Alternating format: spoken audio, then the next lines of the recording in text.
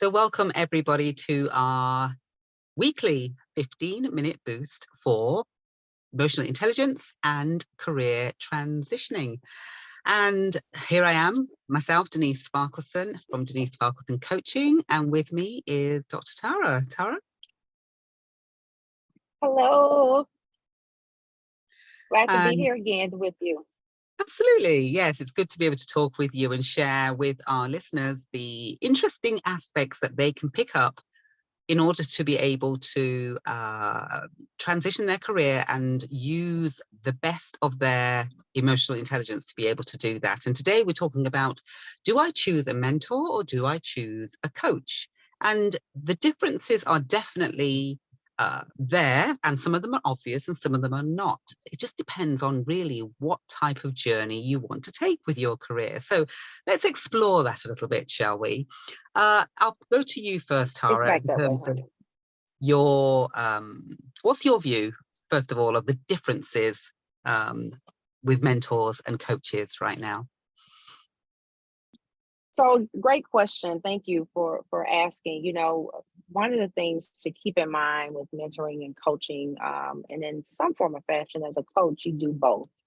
However, with coaching, it is definitely working with someone on a long term. They may have something in mind, a vision, a position, a title, or something that they want to partake in or develop new skills with. And with mentoring, it can be off and on, it can be intermittent, it can be very long term, but it doesn't mean that it's working on a long term vision. And so it could just be speaking with that person to find out what you need to do for the situation that you're in right at the moment, versus, hey, this is my target and these are the things that I want to work towards for coaching. Mm. Yes, definitely. So those goals, setting those goals are quite important. And both mentors and coaches do that. But obviously the transitioning of the work that you do with them can vary in terms of the length of time, the type of leadership style that they have.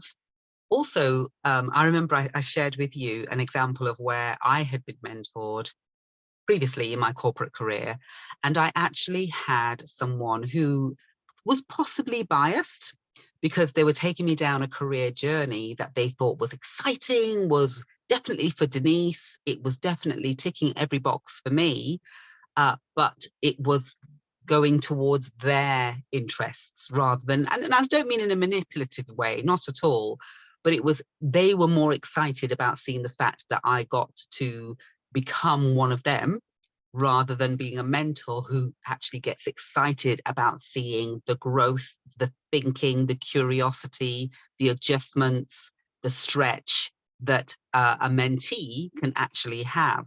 And so that's one thing to bear in mind as well, is that there can be an element of bias when you're being mentored, but when you're being coached, there should not be any bias. Even with a very good leadership coach who can take you on your career journey, that bias element should not necessarily be part of that.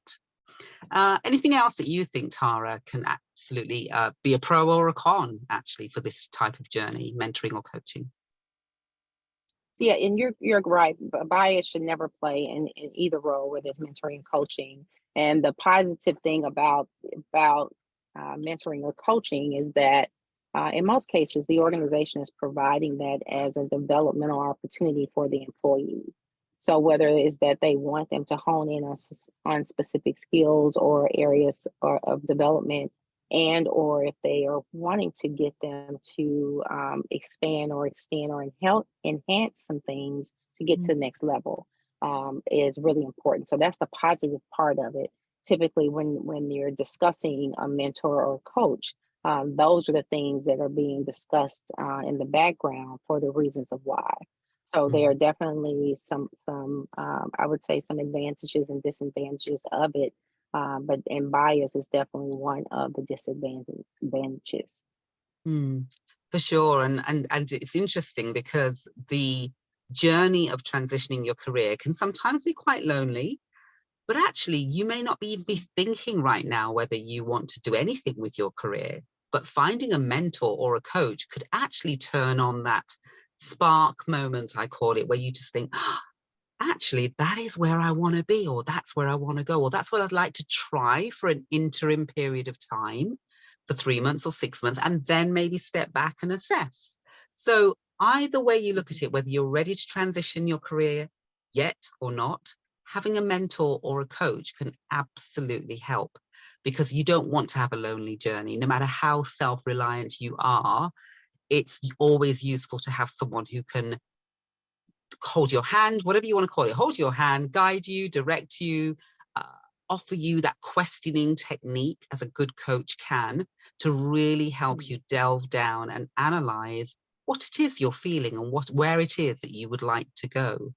What's your thoughts on the lonely journey it can be transitioning a career, Tara? Any experiences?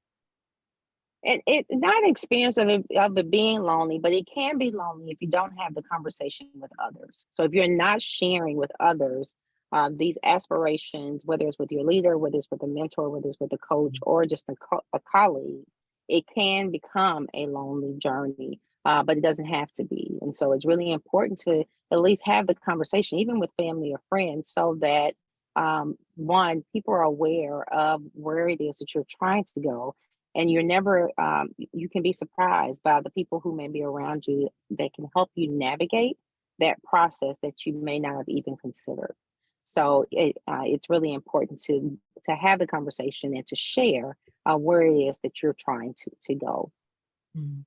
Yeah, absolutely. And I like the word that you use there is an aspiration, because the aspiration then opens you up to, it's not a final decision. It's actually giving you a broader view of abilities, capabilities, and what's available as well out there.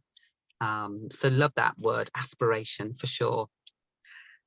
So just to finish off then, just give us a little bit more about how you help those of us who are on the call today and or listening, and how you can support them as either a coach or a mentor. Yeah, so in either case, one, it's important that you know what it is that you need, and knowing, and the way you can assess your need is knowing where you are and where you're trying to go. And although you may not have a plan in play, that's really where I come in. I come into the picture, and being able to partner with women who are in their career, ready to go up or out, but don't necessarily have a plan or have even given any thought on what the next step should be to do that. And so again, if you're looking for a coach and or a mentor, be clear on what it is that you are needing for where you are in your career right now, and then we take it from there. So I am Dr. Tara, and I work with you to put that plan together to go up or out of the organization. Super. And I love the fact that you partner with women, not push or tell, but direct and lead and partner with them, which is fantastic. And working with Denise, it would be all about helping you to really just assess your emotional intelligence strengths, because this journey needs those strengths, and you need to be confident, and it needs to have you strengthening your adaptability and flexibility around the massive change that this can bring for you. And so being able to do that is absolutely vital. So I can support you and partner with you too to do that along your journey. So it's been great being able to talk to you today. We will leave you with details of how to connect with us on drtaraspeaks.com or Denise at denisefarquharson.com. But great talking to you. And next week we are back with another topic that you can join in with us and get some more tips and techniques about what to do next. Take care. Bye-bye. Great. Bye bye.